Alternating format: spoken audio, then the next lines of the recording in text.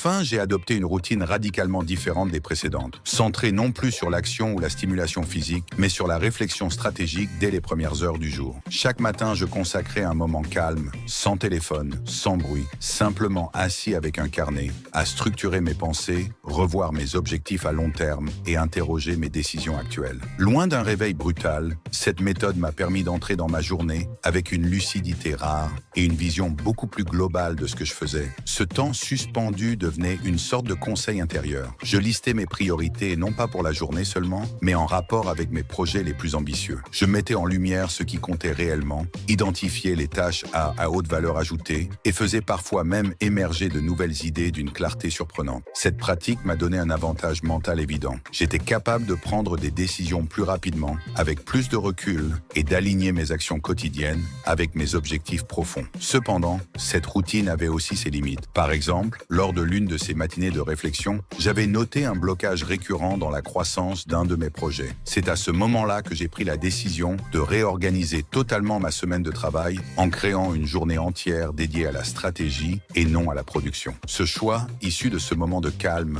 a eu un impact réel sur mon efficacité globale. Mais malgré ces bénéfices concrets, je sentais que mon corps, lui, n'était pas pleinement mobilisé. Il me manquait un ancrage physique, une transition corporelle qui me permettrait de passer plus facilement de la théorie à l'action. C'est ce manque de dynamisme corporel qui, sur le long terme, m'a poussé à considérer cette routine comme partielle, bien qu'intellectuellement enrichissante. En me plongeant directement dans la réflexion abstraite, sans aucune activation corporelle, je sentais parfois que mon corps avait du mal à suivre l'élan mental. Il manquait une phase d'éveil physique, une montée en énergie musculaire qui m'aurait permis d'incarner pleinement la stratégie pensée. Cette routine m'a enrichi sur le plan intellectuel, mais elle aurait gagné à être complétée par un minimum d'activité physique pour former un équilibre plus complet.